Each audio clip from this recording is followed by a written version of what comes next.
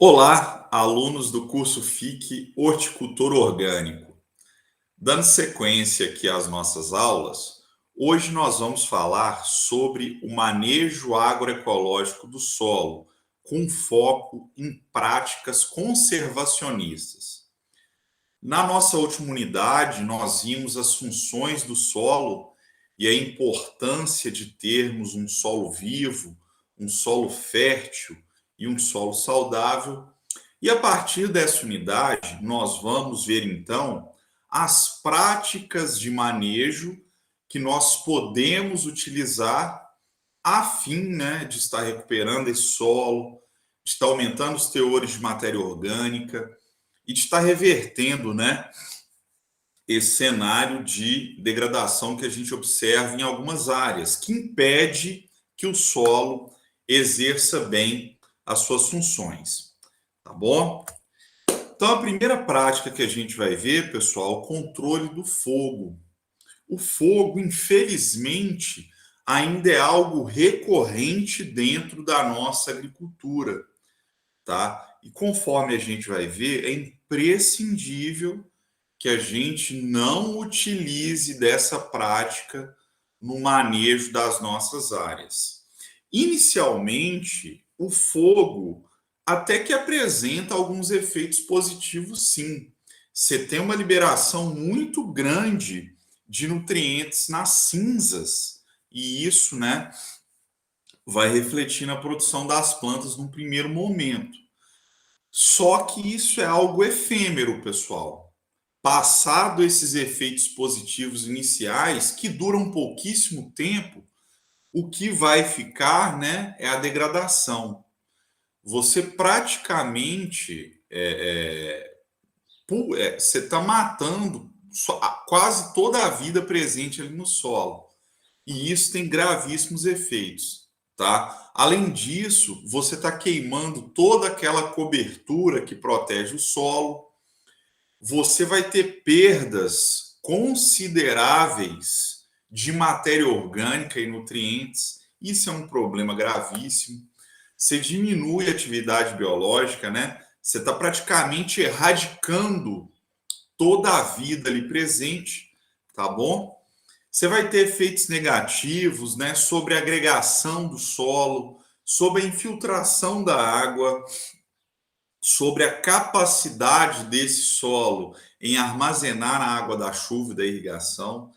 Então, pessoal, fogo a gente não pode, a gente não pode trabalhar com fogo nas nossas áreas e devemos também, tomar todas as medidas possíveis para evitar que o fogo de áreas vizinhas entre na nossa propriedade, tá bom? E além disso tudo, você tem um aumento dos processos erosivos. Então, fogo não, ok? Além disso, pessoal, outra prática importantíssima dentro do manejo agroecológico do solo é o plantio direto. O que é o plantio direto, pessoal? Plantio direto é quando você realiza, essas operações aí de plantio sem a aração e gradagem prévia da área, tá? Por que isso, pessoal? A aração e a gradagem, e o revolvimento como um todo são operações diretamente relacionadas com a degradação do solo, tá? Você está destruindo os agregados, você está expondo a matéria orgânica, você está expondo os micro-organismos, e isso naturalmente não vai ser bom, tá? Então é interessante que nós busquemos alternativas para revolver menos o nosso solo, mesmo que dentro da horticultura, que são plantas que exigem o encanteiramento e, portanto, vão estar associadas aí ao revolvimento do solo. Mas nós precisamos buscar meios de reduzir esse revolvimento, tá? Principalmente por meio de implementos altamente energéticos, como, por exemplo, a enxada rotativa, tá bom? Então, vamos tentar ao máximo realizar essas operações de plantio sem revolver em excesso o solo, tá bom? A partir do momento que você passa a revolver menos esse solo, você vai ter efeitos positivos sobre a estrutura e agregação, e nós já vimos, né, pessoal, na nossa última aula, o quanto é importante você ter um solo bem estruturado, bem agregado e que vai exercer bem todas aquelas funções associadas a essa estrutura e agregação, tá? O não revolvimento reduz a erosão do solo. Num solo que é menos revolvido, as perdas de matéria orgânica também vão ser menores, além, né, de que nessas áreas com menor revolvimento, a atividade biológica vai ser muito maior.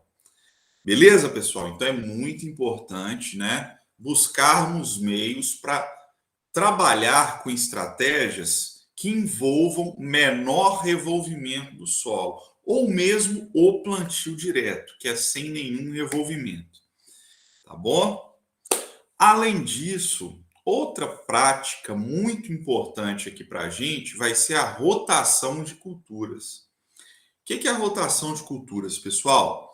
Nós vamos alternar, né, em uma mesma área diferentes culturas, conforme um planejamento prévio aí que a gente vai estabelecer, tá bom? Então, um ciclo você vai trabalhar com determinada planta, aí você colhe e introduz outra. Isso é a rotação de culturas, tá bom? Você cultivar numa mesma área, uma mesma planta, ciclo após ciclo, não é algo sustentável, pessoal.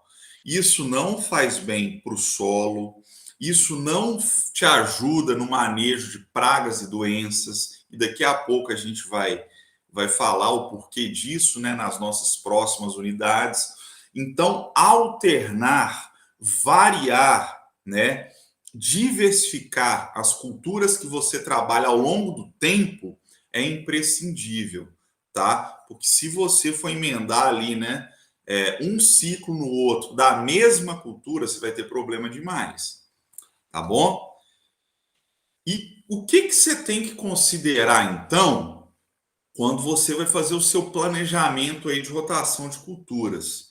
Sempre pense, pessoal, em plantas que apresentem características distintas, né? Então, se você cultivou determinada planta nesse ciclo que apresenta, né, determinadas características de porte, de produção de biomassa, de qualidade de resíduo, né, de qualidade daquela palha ali que ela produz, busque no seu próximo ciclo uma cultura que tenha características diferentes, tá? Para que as potencialidades aí dessas plantas se complementem.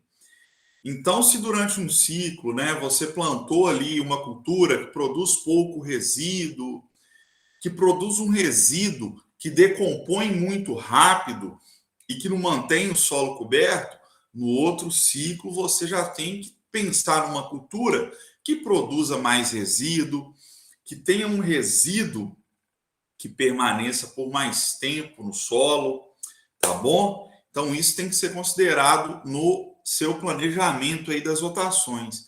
E uma outra coisa muito importante, pessoal, é que vez ou outra você precisa incluir aí no seu planejamento aí de rotação alguma planta, algum componente que tenha um sistema radicular mais agressivo.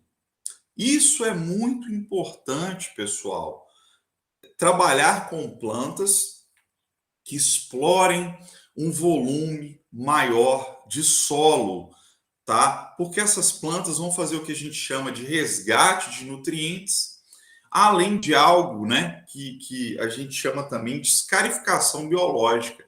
A escarificação biológica, pessoal, é quando as próprias raízes dessas plantas com sistema radicular mais agressivo, elas vão crescendo, né, de forma bastante vigorosa e vão rompendo as camadas compactadas do solo, tá bom? Isso é escarificação biológica, que é muito importante também, tá? Sem contar que você deve, então, né, pensar aí em culturas que tenham diferente efeito sobre pragas e doenças. Por que isso é importante? Nós vamos discutir isso muito nas próximas unidades. Mas se você, num ciclo, você teve uma hortaliça que é susceptível ao ataque de determinada doença ou ao ataque de determinada praga, a partir do momento que você colhe, né, e vai iniciar outro ciclo, nesse outro ciclo é interessante que você insira ali uma cultura que não é susceptível ao ataque daquela mesma praga e daquela mesma doença, tá? Isso é imprescindível no manejo fitossanitário, no manejo de praga e doença, tá bom? Você dificultar um pouquinho a vida ali do fungo, da praga, porque imaginem, se você tira alimento, né? Se você tira daquela área o que é alimento para essa doença, o que é alimento para essa praga, e coloca outra cultura que também é alimento para essa doença e para essa praga, você está facilitando demais a vida dela, tá? E nós não vamos trabalhar aqui dessa forma. Vamos focar aqui nessa unidade em solo, mas nas próximas, né? A gente vai se aprofundar um pouco mais nisso. E sobre o resgate, pessoal, o que acontece? A partir do momento que você insere na sua rotação uma planta com sistema radicular mais agressivo, ela vai absorver aqueles nutrientes, né, que estavam em camadas mais profundas. Aí, a partir do momento, né, que essa planta entrar em senescência e que a palhada dessa planta começar a se decompor, esses nutrientes vão ser liberados e vão poder ser utilizados pela próxima cultura, que não tem um sistema radicular tão agressivo assim. Então, observem aqui, pessoal, esse efeito, né, de um ciclo para o outro.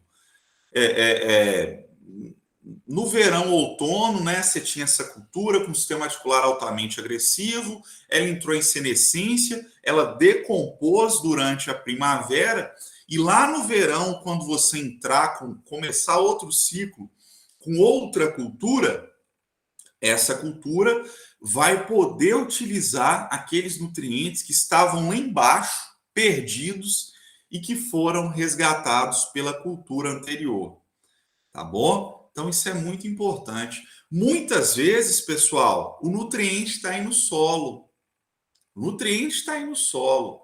Só que a gente precisa resgatar esse nutriente. Por isso é importante, né, trabalharmos também dentro da nossa rotação com alguma cultura com sistema articular um pouco mais agressivo. Tá bom? Além disso, pessoal, outra estratégia muito importante, importantíssima, que a gente vai trabalhar para manejo de solo é a cobertura morta, tá? É a cobertura morta. O nosso sistema, ele precisa estar coberto com palhada, com resíduo durante o ano inteiro, tá? Nós precisamos de cobertura morta no nosso solo durante todo o ano. Essa cobertura morta, essa palhada, pessoal, é uma das práticas mais eficientes para aumento dos teores de matéria orgânica do solo e para aumento também da atividade biológica.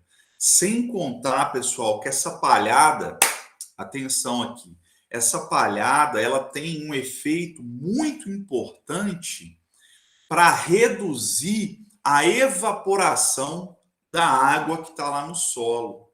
Então, você diminui ali a temperatura do solo, você diminui a evaporação e as perdas de água, e aquela sua planta, né, ela vai conseguir absorver a água da chuva ou da irrigação por mais tempo, tá? Se você tem o seu solo descoberto, ele seca num minuto. Choveu ou irrigou e o solo está descoberto, ele vai secar muito rápido, tá? Então essa cobertura morta, ela tem um papel muito importante também na retenção da umidade, na retenção da umidade. A gente precisa trabalhar com cobertura morta. Isso é um desafio, né? Principalmente em áreas onde você tem um período seco mais prolongado, onde você tem temperaturas mais altas, mas a gente tem que pensar em alguma forma de manter a nossa área sempre coberta com palhada, com restos de cultura, tá? Como que a gente pode fazer isso, pessoal? Uma das opções para a gente produzir palhada, para a gente ter palha e manter o nosso solo coberto, é a gente introduzir na nossa rotação alguma planta que nós chamamos de planta de cobertura. Conforme o nome já sugere, pessoal, a função dessa planta de cobertura vai ser produzir biomassa para manter o solo coberto depois. Então precisa ser uma cultura, né, que consiga produzir bastante biomassa para manter esse solo coberto, principalmente. Então, conforme nós colocamos, né, a finalidade dessa planta de cobertura é manter o solo protegido, tá? Manter o solo protegido. Porque conforme a gente colocou, né, você vai ter, quando você mantém o solo protegido, quando você mantém o solo coberto, você vai ter efeito sobre erosão, você vai ter efeito sobre matéria orgânica, você vai ter efeito sobre atividade biológica, você vai ter efeito sobre retenção de água, tá bom? Nós precisamos manter o solo coberto. E uma das formas, né, é inserir aí dentro da sua rotação a planta de cobertura. Porque a partir do momento, né, que ela entrar em senescência ou que você roçar esse material, você vai ter um volume ali de palhada para manter o seu solo coberto durante todo o próximo ciclo, onde muitas vezes você vai ter uma cultura que não produz palha, né? Aí ela vai poder utilizar essa palhada que foi produzida pela sua planta de cobertura, tá bom? E olha lá, e é fonte de cobertura morta. Inclusive, pessoal, uma opção também, né? Se você não quiser trabalhar com rotação, se você não quiser incluir essa planta de cobertura dentro aí do seu ciclo, né? Dentro dos ciclos que você trabalha numa mesma área ao longo do ano, você pode cultivar essas plantas de cobertura num talhão à parte. Você pode fazer esse cultivo das plantas de cobertura num talhão à parte. Você vai lá, roça isso, né? Colhe e leva para dentro da sua área de produção e aplica isso lá sobre o solo, tá bom? É uma alternativa também, né? Você tem um talhão só para produção de palha. Aí você colhe, tritura e aplica isso sobre o solo. Falando nisso, pessoal, uma outra opção também para você incluir dentro da sua rotação, ou mesmo para você produzir numa área à parte aí dentro do seu sistema, é a adubação verde. Qual que é a diferença da adubação verde, então, para a planta de cobertura? No caso do adubo verde, pessoal, a função do adubo verde, conforme o nome dele já sugere para a gente, é melhorar a fertilidade do solo.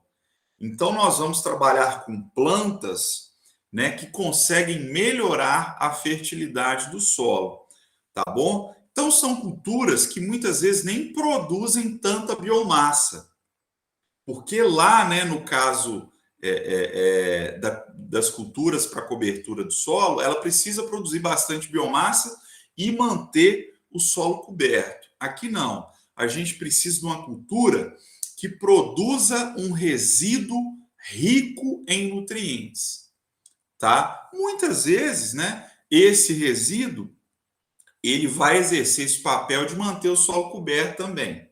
Só que o objetivo primário aqui, né, é fornecer ao solo um resíduo rico em nutrientes, tá bom?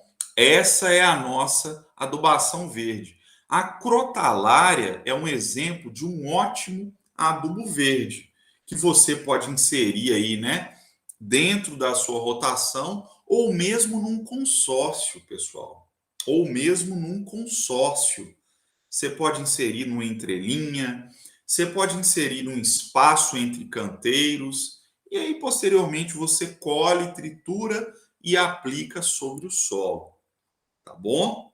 Isso é só um dos exemplos aí.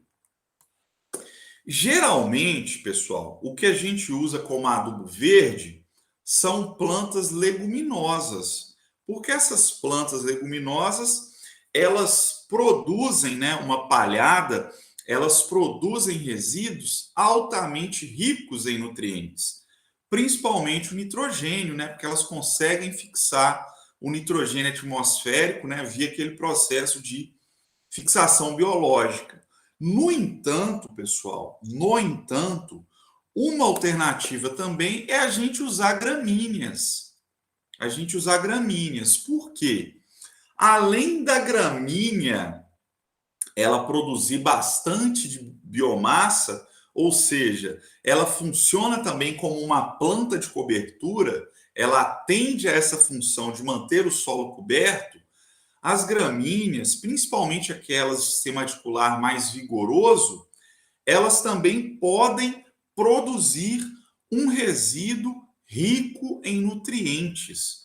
Por causa desse efeito aqui, pessoal. A gente tem, né, uma série de nutrientes que estão lá em camadas mais profundas do solo, conforme a gente viu, né, que poucas plantas conseguem acessar. Daí essas gramíneas, né, elas conseguem absorver esses nutrientes. Observem.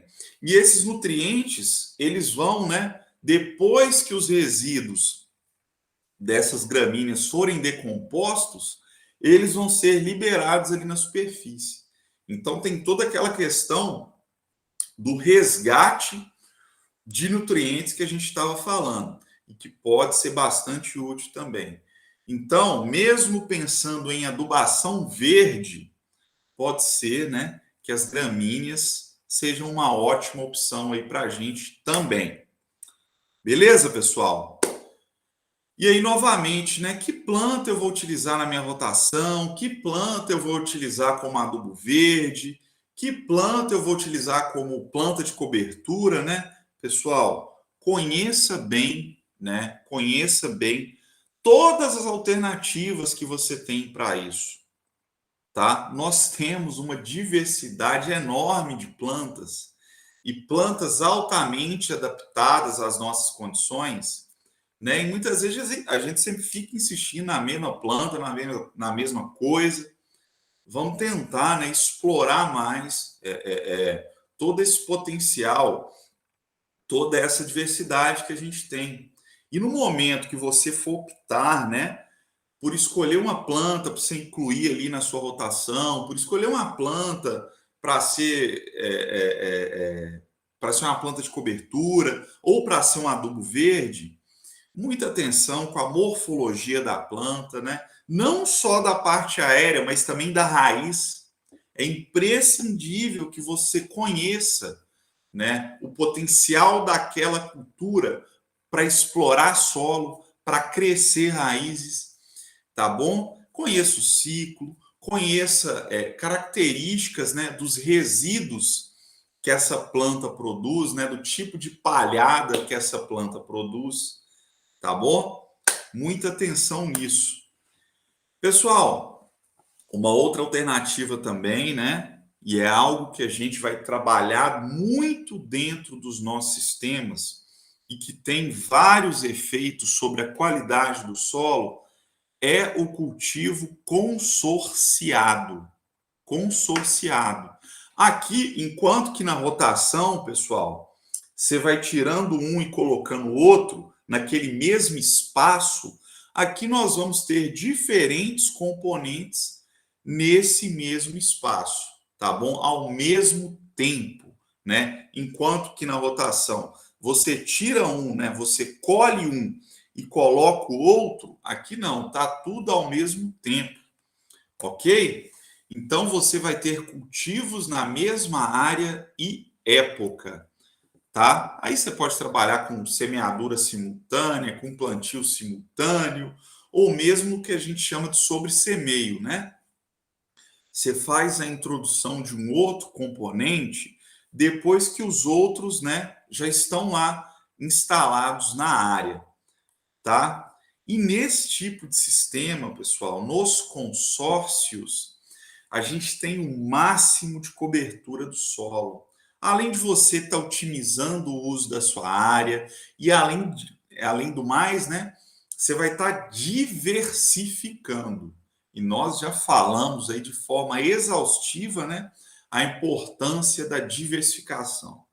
Então, nós vamos pensar em rotação, nós vamos pensar em planta de cobertura, nós vamos pensar em adubação verde e dentro disso tudo nós vamos pensar também em consórcio, em inserir essas plantas ao mesmo tempo dentro do nosso sistema para explorar as potencialidades de cada uma. E além disso, né, conforme nós já vimos, a diversificação tem um papel muito importante para o equilíbrio e para a autossuficiência do nosso sistema, tá? Então, o consórcio para a gente é importantíssimo. É óbvio que isso exige planejamento, né?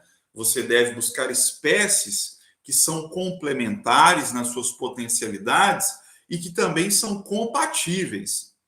Beleza, pessoal? Então, exige conhecimento, planejamento, exige experimentar, exige testar, né? Exige acertar e errar também, tá bom? Aqui nós temos um exemplo clássico aí de um consórcio, que é um consórcio bastante adotado aqui no Brasil, que é aquele braquiária milho, né?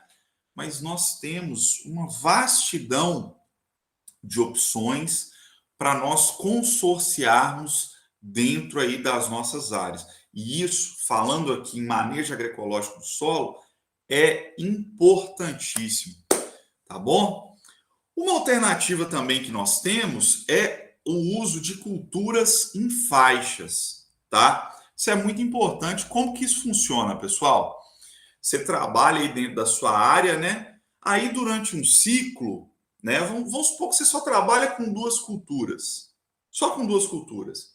Aí durante um ciclo, você coloca a cultura A nessa faixa e a B nessa faixa. No outro ciclo, depois que você colher, você vai alternar. Você vai alternar. Onde estava a cultura A, você coloca a B, e onde estava a B, você coloca a cultura A. Isso é o uso, né, de cultura em faixas. Aqui para a gente isso tem muita importância, pessoal. Muitas vezes nós temos uma limitação diária, principalmente para produzir resíduo, para produzir palhada, tá? Então é interessante que você sistematize a sua área de forma, né, que você tenha aí faixas para produção de palha, para produção de biomassa, para produção de algum adubo verde. Isso é interessantíssimo, tá? E daí você vai alternando isso ciclo após ciclo. Naquela faixa, né, onde você, durante um ciclo, cultivou ali, por exemplo, alguma planta de cobertura para produzir palha para levar para o seu canteiro, no outro ciclo você estabelece ali o canteiro. E onde estava o canteiro, você coloca a planta de cobertura para produção de palha, para produção de biomassa. Tá bom? Então, isso é uma estratégia bem legal também. Os princípios, né, conforme a gente já falou, é interessante que você tenha plantas nessas faixas com diferentes potencialidades. Aí, quando eu falo diferentes potencialidades, né, diferentes potencialidades para manter o solo coberto, para produzir biomassa, para extrair nutrientes, tá bom? Com diferentes suscetibilidades ao ataque de pragas e doenças. Você tem que diversificar, pessoal. A palavra é diversificação. Então, você tem que buscar diferenças, ok? Não adianta você colocar culturas que são parecidas, que são semelhantes, beleza? E aí, né, conforme a gente colocou, alternância de culturas, manejos, ou épocas de plantio.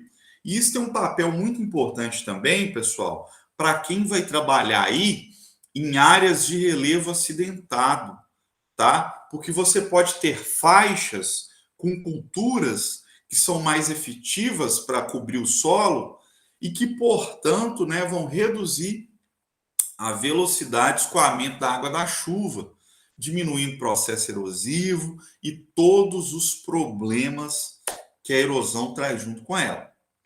Ok? Agora vamos falar de algo que aqui para a gente vai ser muito importante, que são os quebra-ventos. Quebra-vento é importante demais, pessoal. Trabalhando com horticultura é imprescindível, dentro do nosso planejamento, a gente incluir quebra-vento dentro da nossa área, tá? Apesar desse nome, pessoal, né, ele não só exerce essa função, né, de reduzir a velocidade do vento. Vai muito além do que isso. É uma barreira física para a entrada de patógeno, pode ser uma fonte de resíduos, né, de palhada para a sua cultura, tá bom? É um atrativo para inimigo natural, né? É um componente para trazer mais diversificação e equilíbrio para esse sistema. É um atrativo para polinizador. Então, o quebra-vento é importante demais, pessoal. Ele reduz bastante a velocidade do vento, né? E a questão do vento, pessoal, está muito associada a perdas de água pela planta. Então, além disso, né, além de tudo que eu já coloquei, se você tem o quebra-vento, a sua planta é muito mais eficiente para utilizar a água que chega via chuva ou irrigação, porque ela vai transpirar menos, ela vai perder menos água. Então, muita atenção com os quebra-ventos, tá? Conforme colocamos, quebra-vento pode assumir diferentes funções, de acordo com o componente aí, com a espécie vegetal que você utiliza, tá? Então, dentro do seu planejamento, muita atenção com o quebra-vento, tá bom? Muita atenção. É imprescindível a gente ter esse componente e explorar todas as potencialidades que um quebra-vento pode oferecer, tá bom? Pessoal, uma outra estratégia que a gente vai lançar a mão para o manejo agroecológico do solo e que é importantíssima é o que a gente chama de alternância de capinas, tá? Então, quando você tiver faixas, quando você tiver canteiros aí dentro da sua área, é interessante, né, que de um ciclo para o outro você alterne essas capinas. Então, como que isso funciona? Aquela faixa, aquele canteiro, né, que você capinou no ano, você deixa eles, ou no ano não, em um ciclo, você deixa ele sujo no próximo ciclo. Pessoal, o que a gente chama de planta invasora, de planta daninha, exerce uma função muito importante no sistema, tá? É fonte de matéria orgânica, atrai polinizador, protege o solo da erosão, atrai inimigo natural, tá bom? A gente tem essa mania, né, de sair um matinho ali, a gente já quer erradicar, mas não, essas plantas têm uma função no sistema. E uma das estratégias que a gente vai utilizar para convivência, né, mais harmônica com essas plantas é a alternância de capinas, tá? Então, capina num ciclo e no outro não, e vai alternando aí dentro da propriedade. Além disso, pessoal, a gente sempre fala em capina, né? Mas é interessante que você não faça uso da capina, que você, né, tente roçar esse material que você precisa remover. Por quê? Quando você trabalha com a roçagem, primeiro que você não está causando revolvimento do solo, tá? Segundo, porque as raízes dessas plantas, elas vão permanecer no solo vivas por mais tempo e vai ter um processo ali, né, de decomposição e liberação gradativa de nutrientes, tá? Você vai ter um efeito aí bastante benéfico. Então, evitem a capina, vão tentar trabalhar com roçagem, tá bom? E uma outra técnica também é o que nós chamamos de capina seletiva. A gente acabou de falar, né, que o que a gente chama de planta invasora, o que a gente chama de planta daninha, tem uma função no sistema. Tem uma função no sistema. Produz palha, protege o solo, libera nutrientes durante a decomposição, atrai inimigo natural, atrai polinizador, ou seja, tem uma função ecológica dentro daquele sistema importante. Então você não pode entrar lá, né, e sair matando tudo. A gente tem essa mania de limpeza, né? Você quer o canteiro limpo igual o chão da sua sala. Não é assim, pessoal. Essas plantas têm uma função, têm um papel importante. É óbvio que em algumas situações não existe convivência, né? Tem planta daninha que é impossível você estabelecer uma estratégia de convivência com ela. Tiririca, trapoeraba, isso aí você vai acabar tendo que erradicar mesmo. Mas outras não. Outras não competem com a sua cultura de interesse, não atrai praga, não é hospedeiro de doença, não compete por água, não compete por nutriente, ou seja, só tem benefício dentro de um sistema. E essas a gente pode deixar lá, tá? Isso é o que a gente chama de capina seletiva, que é bem importante dentro dos nossos sistemas. Com a experiência, né, vocês vão conhecendo o que é bom, o que é ruim, para permanecer dentro aí do seu sistema de produção, tá bom? Mas aí você tem que ver, né, o estágio fisiológico também. Não é bom deixar que produza semente, né, naturalmente. Você vai ver em qual período ela causa alguma interferência, né? Ela compete ali com a sua cultura, tá bom? Não é só sair limpando e erradicando tudo, não. Beleza, pessoal? Espero que, né, vocês tenham aproveitado aí bem essa aula. Não deixem de fazer a leitura, tá bom? A leitura que a gente sugere aí para essa unidade, para posteriormente vocês irem lá para o nosso exercício, tá bom? No caso de dúvidas, pessoal, não deixem de participar lá do nosso atendimento, né? Desse momento aí de interação que tem sido bastante bacana. E além disso, você pode utilizar também o fórum de dúvidas, que está na nossa página lá do AVA, ou mesmo me escrever, tá bom? Fiquem à vontade. Pessoal, era isso. Um abraço a todos. Na próxima unidade, vamos falar então, né, de recomendação de adubos orgânicos, de pó de rocha e outros materiais, tá? Que a gente fecha essa parte aí de manejo de solo. Um abraço a todos.